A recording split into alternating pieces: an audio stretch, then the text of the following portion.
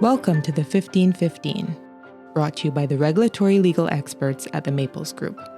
Here, you will learn more about the latest developments in the regulatory laws of the Cayman Islands on the 15th day of every month.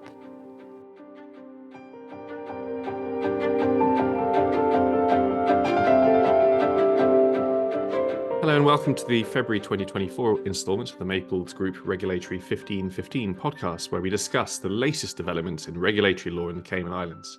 My name is Tim Dawson, and I'm a partner in the regulatory services team here at the Maples Group. Joining me today is Adam Huckle, fellow partner in the Cayman Islands office. In this February edition, we're going to look at the developments that have taken place since our last recording in January. Before we get started, please note that the contents of this podcast do not constitute legal advice and should be taken as a general update only. If listening in from your usual podcast app, you'll find any resource documents and speaker information in the description. If you've clicked on the media player link sent to you via email, you can find this information in the notes section. Last but not least, don't forget to subscribe and give us 5 stars on Apple Podcasts, Spotify, or Google Podcasts. Let's get started. Before I hand you over to Adam, I thought I'd just give you an update with respect to the EU AML delisting. In our last podcast, I foreshadowed the fact that this was expected, and indeed a few days later, it took place.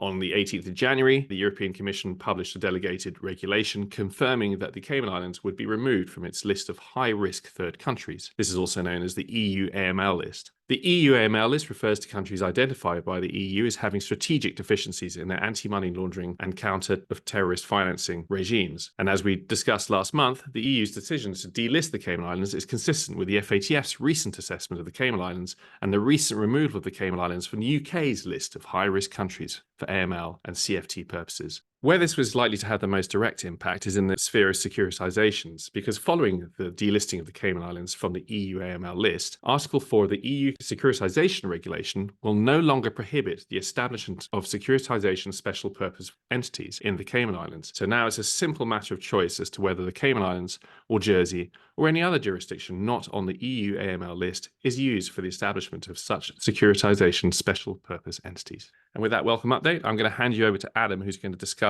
news with respect to other aspects of our proceeds of crime and anti-money laundering legislation. Thanks, Tim. Yes, there have been some changes to our Proceeds of Crime Act, and those were made at the end of January of this year.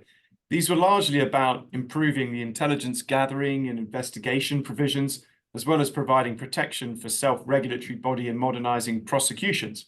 And those are all now currently in force. However, it's the changes to the defences to the criminal property offences in our Proceeds of Crime Act and how those changes will interact in practice with suspicious activity reporting that I would like to discuss briefly today. Now, those changes don't come into force until 30 of April this year, so you have a little bit of time to get familiar with them before they come into force. So as many will be aware, there are numerous criminal offences in the Proceeds of Crime Act to do with concealing, disguising, converting, transferring or removing criminal property from the Cayman Islands, or being concerned in an arrangement that facilitates the retention, use or control of criminal property, or acquiring, using or having possession of criminal property. Those are all contained within Part 5 of POCA, Proceeds of Crime Act, around about sections 133 to 135. Now, currently, a person doesn't commit an offence under any of those provisions if they file a suspicious activity report or SAR with the Financial Reporting Authority making full disclosure of the issue. That act of filing a SAR acts as a pure defence to the criminal offence, assuming, of course, that the entity filing the SAR is not itself part of the criminal wrongdoing. And that is why it's quite common to see entities, particularly banks, when they have reasonable cause to suspect that money they're holding on behalf of a client may be proceeds of crime, but they have a contractual obligation to repay that money to the client or somewhere else, for example, by way of transfer, dividend, redemption, payment, etc.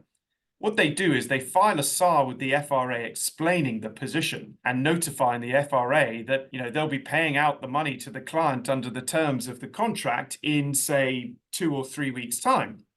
And that effectively gives the FRA a reasonable period of time to pass on that information to the relevant foreign criminal authority, for example, or to ask further questions and or to use the FRA's legislative powers to freeze or seize the cash, etc. However, from the 30th of April, when these changes come into force, That practice is going to have to change. Now, that's because the amendments mean that in order for the SAR defence to apply to those same criminal property offences, SAR notification isn't enough. You will now need to wait until the FRA actually consents to the transaction in question. So to put it in another way, rather than simply notifying the FRA that you intend to deal with the suspected proceeds of crime in your SAR, you're now going to need to ask the FRA's permission before you deal with those proceeds. And you will only be able to avail yourself of the statutory defence if the FRA does in fact approve that transaction. Now, that's not something out of left field. It aligns with the standard practice in England, where entities seek the permission of the UK's National Crime Agency to undertake similar action in those circumstances. So the changes are very understandable, and they're backed up by significant UK experience.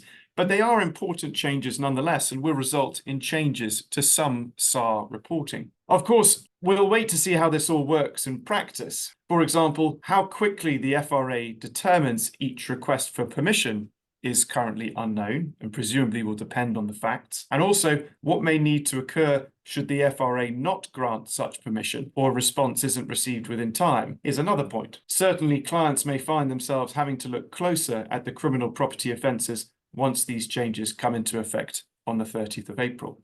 Thanks, Adam. That's an interesting update, and it will change practice somewhat when it comes to the filing of SARs in the Cayman Islands.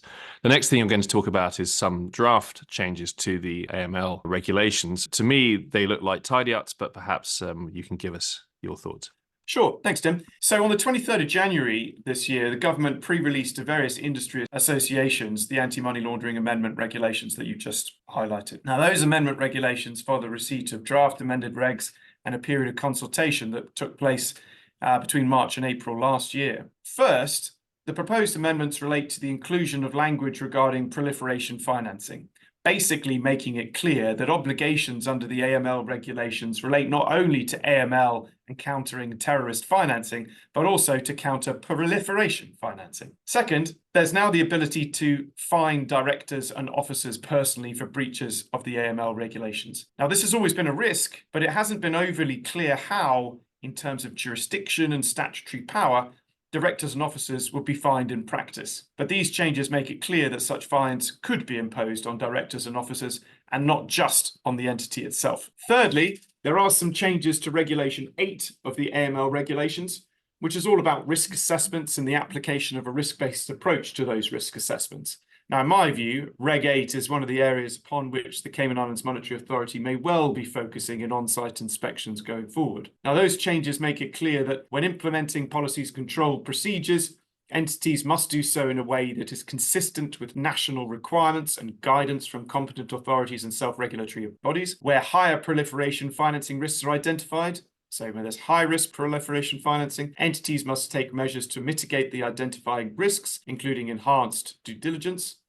And where lower proliferation financing risks are identified, entities must ensure measures to manage risks are commensurate with the level of risks and comply with targeted financial sanctions applicable in Cayman. And fourth and finally, there are amendments regarding designated non-financial businesses and professions, such as law firms, for example.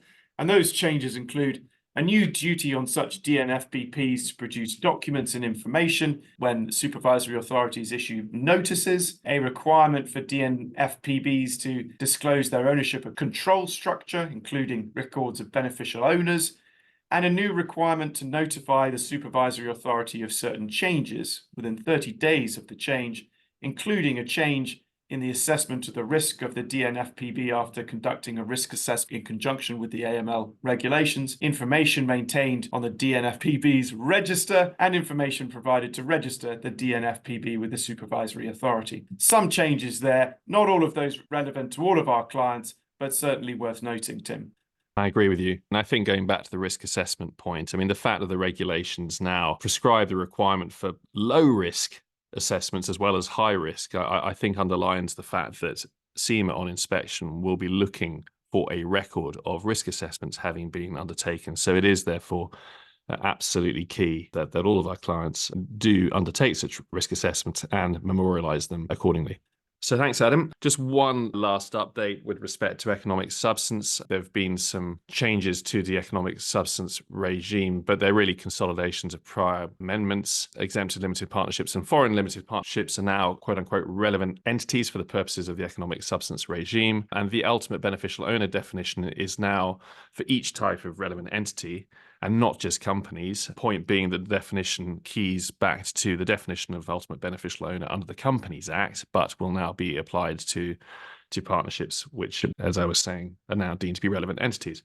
Reporting deadlines are unchanged. If nothing else, I guess just a reminder for all of our clients to ensure that they're up to date with their economic substance notifications. For those with a year end at the end of the year, we're hopefully through your reporting requirements. But if you did have a year end reporting requirement, then do please ensure your filings are made if they haven't been made already.